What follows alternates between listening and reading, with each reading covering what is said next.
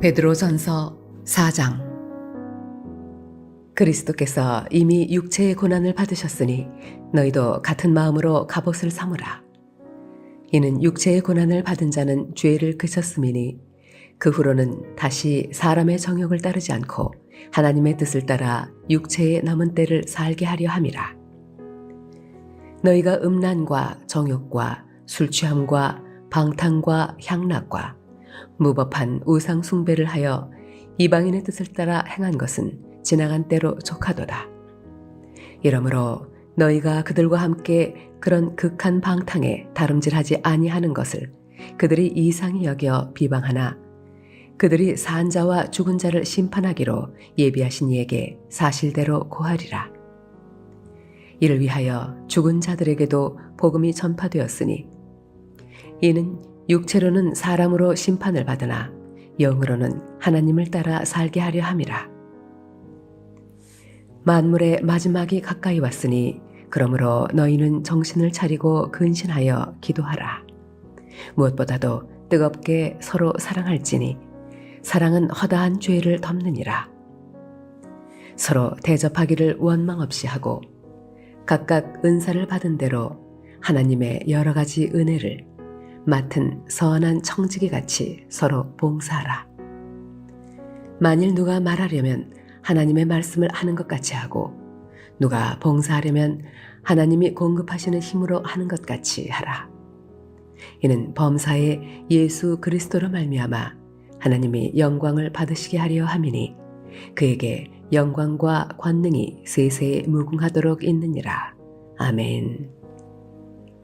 사랑하는 자들아, 너희를 연단하려고 오는 불시험을 이상한 일 당하는 것 같이 이상히 여기지 말고 오히려 너희가 그리스도의 고난에 참여하는 것으로 즐거워하라. 이는 그의 영광을 나타나실 때에 너희로 즐거워하고 기뻐하게 하려 함이라. 너희가 그리스도의 이름으로 치욕을 당하면 복 있는 자로다. 영광의 영, 곧 하나님의 영이 너희 위에 계심이라. 너희 중에 누구든지 살인이나 도둑질이나 악행이나 남의 일을 간섭하는 자로 고난을 받지 말려니와 만일 그리스도인으로 고난을 받으면 부끄러워하지 말고 도리어 그 이름으로 하나님께 영광을 돌리라. 하나님의 집에서 심판을 시작할 때가 되었나니 만일 우리에게 먼저 하면 하나님의 복음을 순종하지 아니하는 자들의 그 마지막은 어떠하며 또 의인이 겨우 구원을 받으면 경건하지 아니한 자와 죄인은 어디에 서리요? 그러므로 하나님의 뜻대로 고난을 받는 자들은 또한 선을 행하는 가운데 그 영혼을 미쁘신 창조주께 의탁할지어다. 오늘 베드로의 말씀은 복음과 그 결과는 아주 다르다고 말합니다. 베드로 사도는 그리스도인들이 겪고 있는 불같은 시험에 놀라지 말라고 말합니다. 우리 그리스도인들이 고난받은 것을 이상하게 생각하지 말라고 말합니다. 우리는 선을 행하며 살아야 합니다. 하지만 선을 행하면 반드시 건강해지고 부유해지고 또 인정을 받을 것이라고 기대하지는 말아야 합니다. 오히려 예수님의 그 고난에 참여하면서 우리는 즐거워하고 기뻐해야 할 것입니다. 자, 오늘 본문 말씀은 일반적인 고난이나 고통의 문제에 대한 것이 아닙니다. 왜 선하게 사는 사람들이 신체적 또는 정신적 질병으로 고통을 받거나 또는 교통사고로 죽거나 또 자연재해로 인해서 삶이 뒤바뀌는지에 대한 성찰이 아닙니다.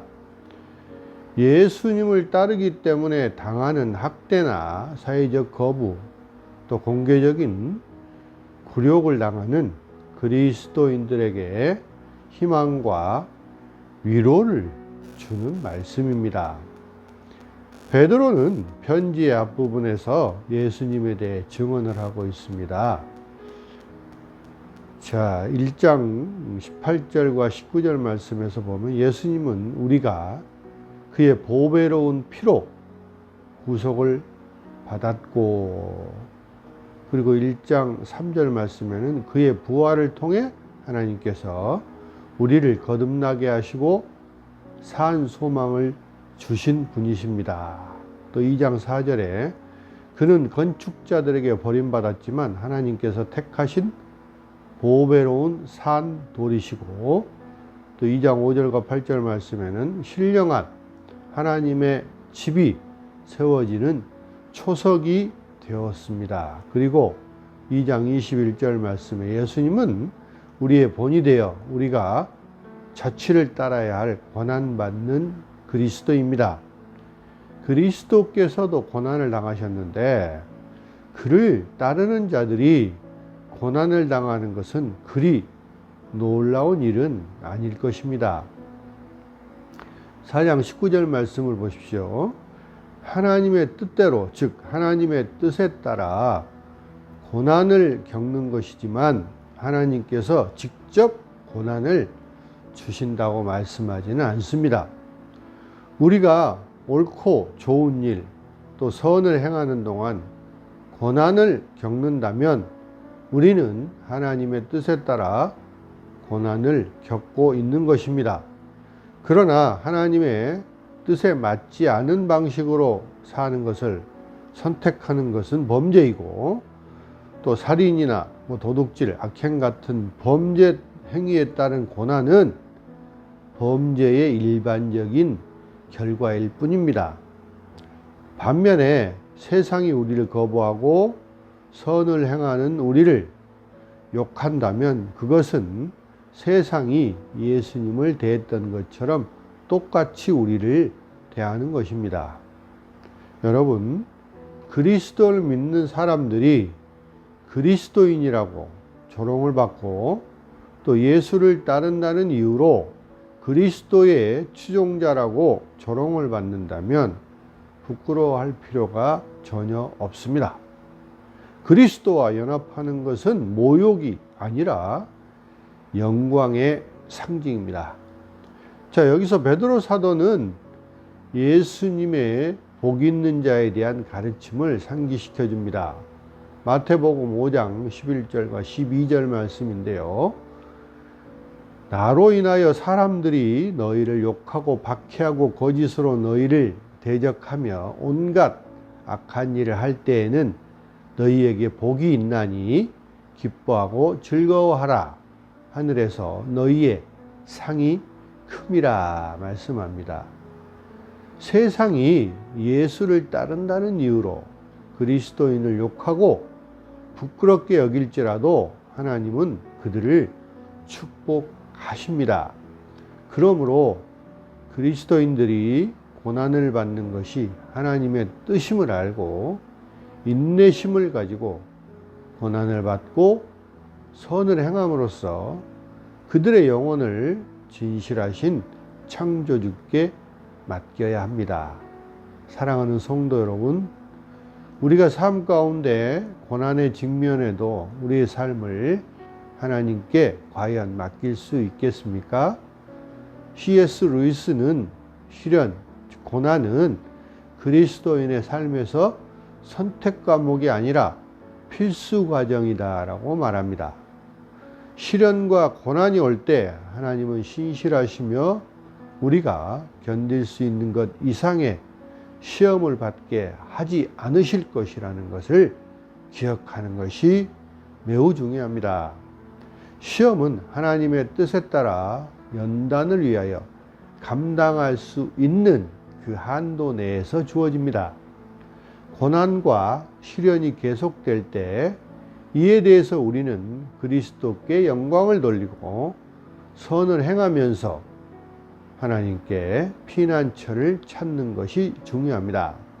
여러분, 예수 그리스도를 믿는 믿음으로 고난을 받을 때 이상히 여기거나 놀라지 마십시오. 예수 그리스도를 믿는 믿음으로 고난을 받을 때 오히려 즐거워하고 기뻐하십시오. 예수 그리스도를 믿는 믿음으로 고난을 받는 것을 부끄러워하지 말고 하나님께 영광을 돌리십시오. 예수 그리스도를 믿는 믿음으로 고난을 받을 때 하나님을 신뢰하고 의지하시기 바랍니다. 연단을 당할수록 더욱 믿음은 순수해지고 빛나게 됩니다. 환난은 인내를, 인내는 연단을, 연단은 소망을 낳기 때문입니다. 여러분, 우리의 영혼을 하나님께 의탁하여 구원을 얻는 성도들이 다 되시기를 주님의 이름으로 축원합니다. 기도하겠습니다. 사랑의 하나님, 우리를 은혜 가운데 또 걸어가게 하시고 늘 축복을 받고 살아갈 수 있도록 도와주심을 감사드립니다. 주님, 우리에게는 시험과 또한 연단이 또 그리스도를 믿는 사람으로서 당연히 주어질 걸로 믿습니다.